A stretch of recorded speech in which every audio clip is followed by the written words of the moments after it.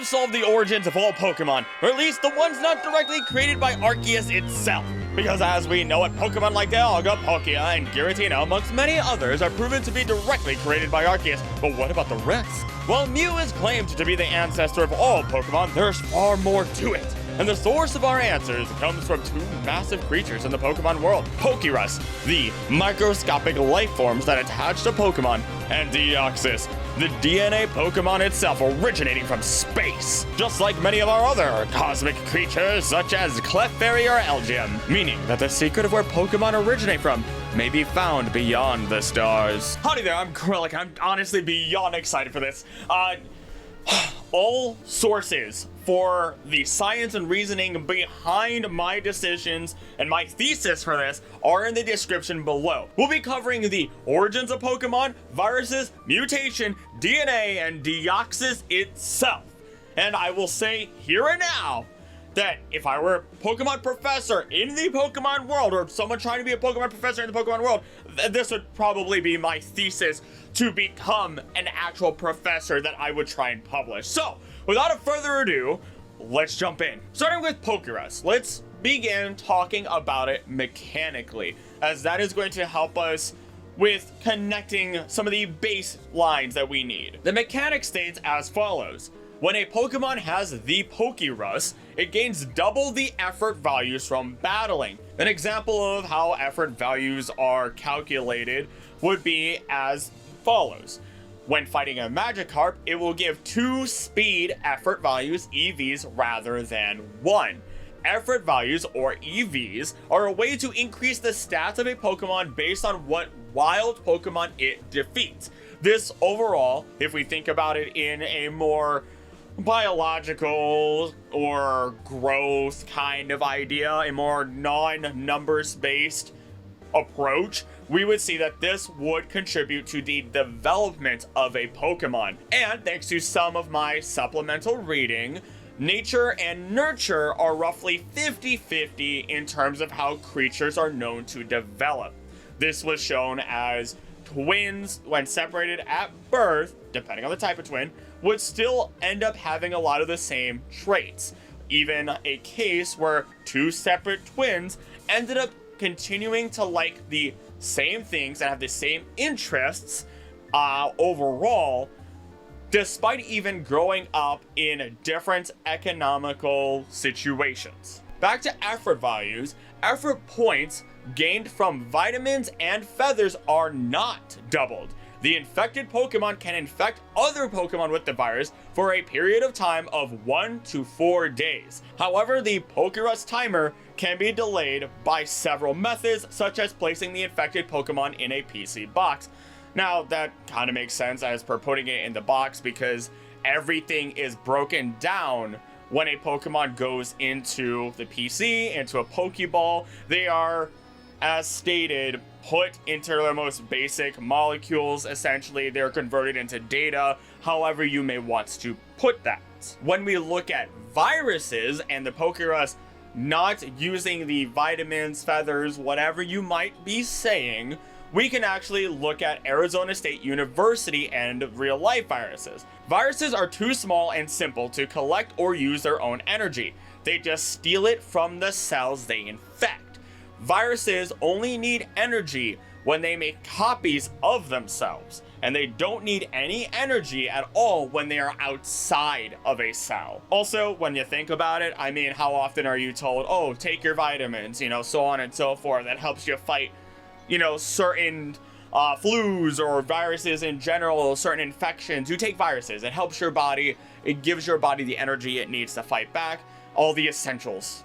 Now back to the game mechanics. While it is represented similarly to status conditions, the Pokerus is not a status condition, so it cannot be healed at a Pokemon Center or with any status condition healing item. So how do we explain this? Let's look at the real world for some guidance again. Interestingly enough, viruses have their makeup or their genome based in DNA or RNA.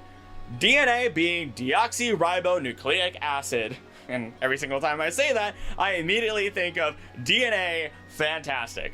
A double helix ladder of genetic information for the development and functioning of an organism.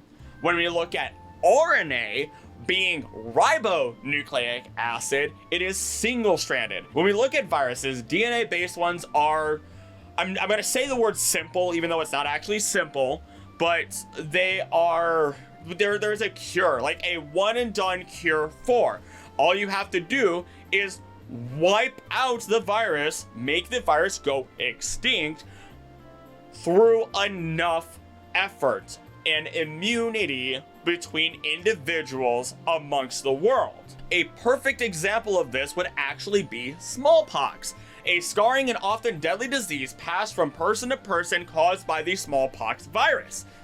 It was wiped out worldwide in 1980 and is no longer naturally found in the world. Now, I do have to say naturally because it is kept in labs. This could be for a number of different reasons. They could be used to develop other cures, or what if smallpox does come back just as a sort of freak event? Well, in that case, we need a backup. An example of an RNA virus, though, would actually be influenza, which has different strands every year. And if you wondered why this is the case, it's because, as I quote Tulane University, RNA viruses consist of a single or double strand of RNA. They use this genetic code to reproduce and mutate far more rapidly than their counterpart DNA viruses. The rapid mutations of RNA viruses makes it difficult to develop vaccines against them. DNA viruses contain a double strand of DNA. Now that you have more of a basis for what we are talking about, let's continue. Because in a world where everything could be cured, there's literally free healthcare in Pokemon. Why is it that Pokerus can't be cured? You throw them into the Pokemon Center healing station and they still come out with Pokerus. Why? Every other ailment, every other issue, every other thing, even if a Nurse Joy in the anime has to take the time and separately by hand or other characters have to actually perform a surgery or otherwise on a Pokemon, they can't be cured. But for some reason, there's no cure for Pokerus. Simply put, we know that Pokerus is very rare, far too rare for that matter, but not only is it rare, but somehow it also adapts very quickly, too quickly for modern medicine to cure. In which case, you have an incredibly rare virus that adapts incredibly fast, almost as if it's mutating or evolving. Also, why would you try to make a cure for it if it's beneficial to the Pokemon and it passes and no longer has your Pokemon infected after only a few days? It feels like it would be a waste of money in that case. So let's briefly talk about the infection of Pokerus. A Pokerus infection only progresses towards cured status when a new day starts with the infected Pokemon in the party, or if when the game is loaded, it is not the same day as it was when the game was saved. The number of days before a Pokemon will be cured of the Pokerus can vary from 1 to 4 days. Once this time has passed, the Pokemon becomes cured and will be immune to the virus in the future. The Pokemon still gains double effort values when cured. And oddly enough, there are 16 different strains of Pokerus, each one determining how long the duration of the infection is. Now, I will come back to the idea that the effort values are still doubled even after they're cured, because that's incredibly important. In-game, Pokerus is described as being like a virus, and how little is known about the Pokerus except that they are microscopic life forms that attach to Pokemon. While infected, Pokemon are said to grow exceptionally well. As a miniature tangent, viruses are not really considered living. They have a lot of traits of living creatures, but also ones that go against what we would consider living. So it's kind of a toss-up. I say that they're not living, but at the same time, I'm not a scientist that specializes in that. I'm a guy who does a bunch of research and a bunch of book reading in the end, and his only variable note of proper education is the 4 years of college I have, 2 of them for a forensic science degree. Nevertheless, let's get back into after having the virus. Once a Pokemon's immune system has fought off the virus, they cannot spread it further, nor can it be spread to them by other Pokemon. In generations 2 and 3, a dot will appear on the Pokemon's status screen to indicate that they have had the virus previously, while in generation 4 and onward, it will be a small face. Though the virus is gone, the Pokemon will still gain twice the EVs it would have gained before the virus. And again, that is the biggest clue that we have as to this being more than just your average RNA virus or flu, whatever. I can't actually talk about our most recent big scary virus that was worldwide, but mainly because YouTube probably still doesn't like talking about that. I'll be very lucky if YouTube actually lets this be monetized, but it is education. So, but many of you already know just how much it affected the human body and in so many different ways. That's because it is an RNA-based virus. So it had a wide array of strains for different effects. That's because it is an RNA-based virus. So it had a wide array of strains for different effects. In addition, we know of other viruses that have done this and have been called retroviruses. When a type of virus known as a retrovirus infects a cell, it converts its RNA into DNA, which can then become part of a human chromosome. Once in a while, when retroviruses infect sperm and egg cells and become endogenous words, meaning they are passed down from generation to generation. The next issue that I came across, though, with this bit of info regarding Pokerus is that Pokerus is considered quote-unquote cured. But what if I propose to you another question? What if it never truly is cured? Maybe that's why they can't be infected again. Yes, immune cells exist to help fight it off, but why would you fight something off that benefits you? What if Pokerus just hides within the DNA of our Pokemon, and maybe it always has been a part of our Pokemon? In real life, the human genome contains billions of pieces of information and around 22,000 genes, but not all of it is, strictly speaking, human. 8% of our DNA consists of remnants of ancient viruses, and another 40% is made up of repetitive strings of genetic letters that is also thought to have a viral origin. Thank you, Cold Spring Harbor Laboratory. I will follow this up with another direct quote. Geneticists have since determined that jumping genes originate in the viral portion of the genome. Many of these genes turn out to be benign or even helpful, but some of the things are full-on parasites, Hamel says, like infections embedded within our own DNA. All it takes is to set these bad actors loose. She is finding is a slip-up in the body's mechanisms to normally prevent the genes from jumping around and causing harm. This would explain why Pokemon continue to grow even after being cured of Pokerus. And let's add some more Pokemon World information, shall we? Because Pokerus is said to do more than just change EVs if we look at the anime. Now, I won't quote directly from the summaries of the only episode that mentions Pokerus. In Oaknapped, Dr. Namba explains to Professor Oak that the mysterious viral life form Pokerus is an important component of his Pokemon Power Acceleration Project, PAP if you would. A secret project that aims to infect Pokemon with the Pokerus to evolve them at a faster rate.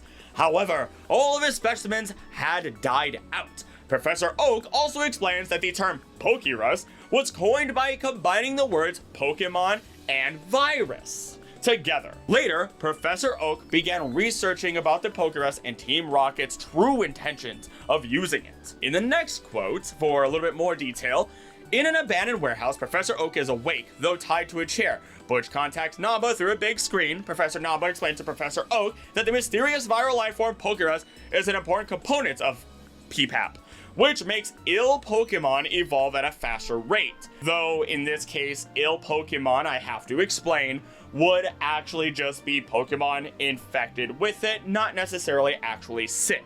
However, all of his specimens have died out, so he tells Professor Oak to tell him everything he knows about Pokerus and where it grows. Professor Oak refuses to talk, so Butch and Cassidy start the torture by scraping a nail across a piece of glass. Once Professor Oak has finished screaming, Cassidy asks if he is ready to talk, and Professor Oak states that he will never talk and continues to stall. So they do it repeatedly. This is the only time it's really mentioned in the anime so far. But we have one more bit of information about Pokerus in the Pokemon Adventures manga, the Platinum Arc. The Pokerus was discussed in the final Dimensional Duel 9 when Platinum's team was discovered to have this virus and, as a result, become stronger.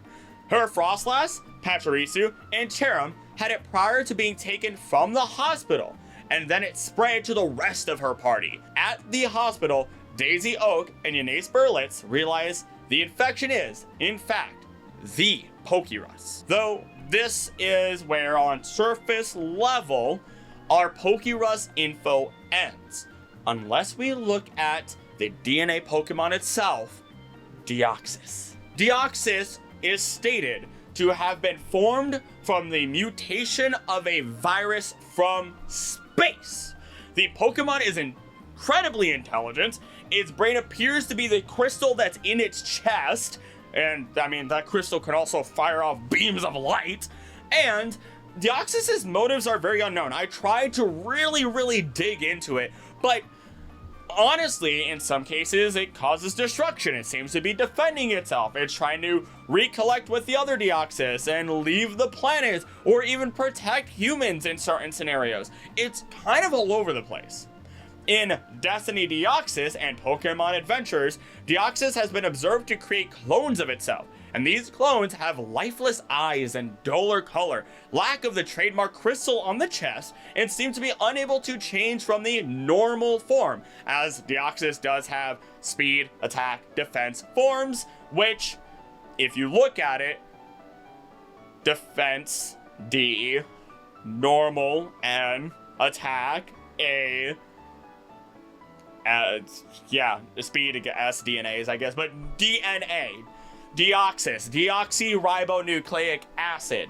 It all lines up to point back at DNA, as if the category itself doesn't already tell you it's the DNA Pokemon. Either way, furthermore, they seem unable to morph their tentacles into hands. When these clones are defeated, they dissolve into dust-like particles.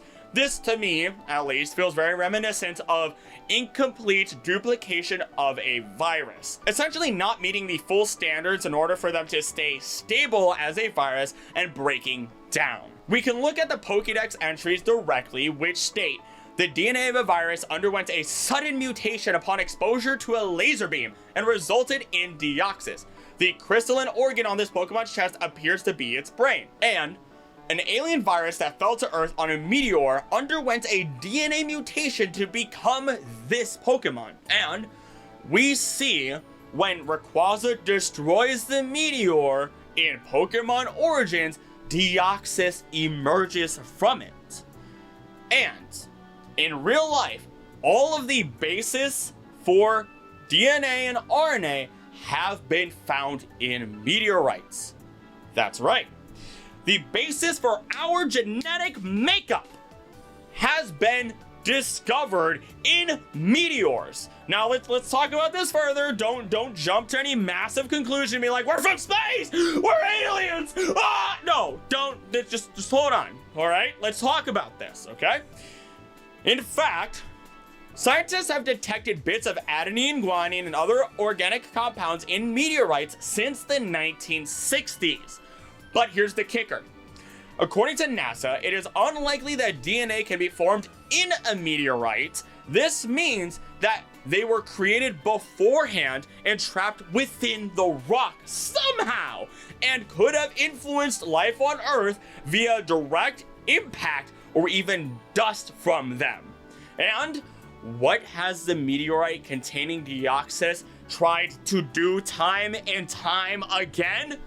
Land on Earth, even if it means mass destruction. And the only reason Rayquaza has tried to stop it is because it deems the meteorite a threat to the planet, which I understand. Like, look at what happened to the dinosaurs. So, the thing to remember is that the DNA in the meteorite mutated into Deoxys, okay? So, what would have happened if it did land on the planet, or some of that dust containing the DNA for the virus that turned into Deoxys ended up making it down to the planet? Well, it would have likely cracked open if it was a meteor, been exposed to a new environment, and depending on where it was, instead of evolving into or mutating into Deoxys, it's now exposed to new external factors to then influence its mutations. And it would have evolved into different creatures. These creatures are able to adapt quickly, mutate, and evolve rapidly in order to fit into their new homes, allowing for a wide array of these creatures to be born. Creatures best suited for deserts, for jungles, for oceans and seas themselves, and those creatures are Pokemon. This would explain why we know Pokemon like Elgyem, Clefairy, Meteor, and so many others exist, despite knowing for a fact that they come from space. They're from other planets potentially, not originating from the planet, just like how this virus doesn't. This ultimately means that there's a whole universe of Pokemon to explore, and we still haven't touched on that yet. Gen 10! Gimme! Now, this is not to discount Arceus, because I know that's going to be a counter argument, and his hand in creating many of our legendaries, but that's an entirely different conversation. After all, we know for a fact that Pokemon such as Dialga, Palkia, Giratina, Mesprit, Uxie, and Azelf were and are directly created by Arceus, and I say they are created because we know that if one disappears, Arceus just kind of recreates them, okay? Let's just bring all of this together because I have thrown so much information at you in such a short amount of time, okay? Pokerus originates from space on unknown planets. This has resulted in the creation of Pokemon such as Clefairy. These planets, for some reason, have let off fragments, meteors. These meteors have traveled through the universe, crash landing on other planets. Any meteors exposed to natural rays before arriving on a planet can turn into Deoxys, trapped within the meteor until they are freed. But if they arrive on the planet and are exposed to a new environment where their genetic makeup can be influenced by external factors, they turn into Pokemon different from Deoxys, creating new Pokemon. This would explain why Pokerus also infects only Pokemon to our knowledge. This would explain why it only benefits the Pokemon. It's because our Pokemon are born from the Pokerus virus, a virus that can and has been described as tiny life forms, stated to be like a virus. It's already dormant within their DNA, and being exposed to it once more only makes their ability to adapt, mutate, and evolve better than before as it is awakened. Their genetic makeup opening for what we see as a virus that would otherwise be deemed ancient, and forming a symbiotic relationship between Pokemon and their origin.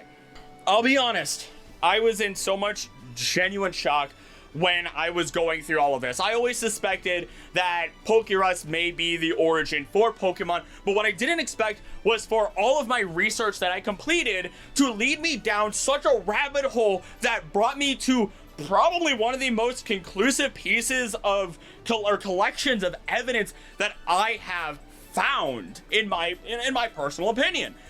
And personally, once again, if I was in the world of Pokemon, this would be my thesis on becoming a Pokemon professor. The idea that I would defend and publish until the day that I die, as I am beyond confident that I have discovered the origin of all Pokemon, obviously excluding the ones that I have stated, the legendaries, directly created by Arceus itself, in addition to any other legendaries directly created. So, with that then, I ask, what are your thoughts? What are your educated counter arguments. You can look at every single source I have in my description below.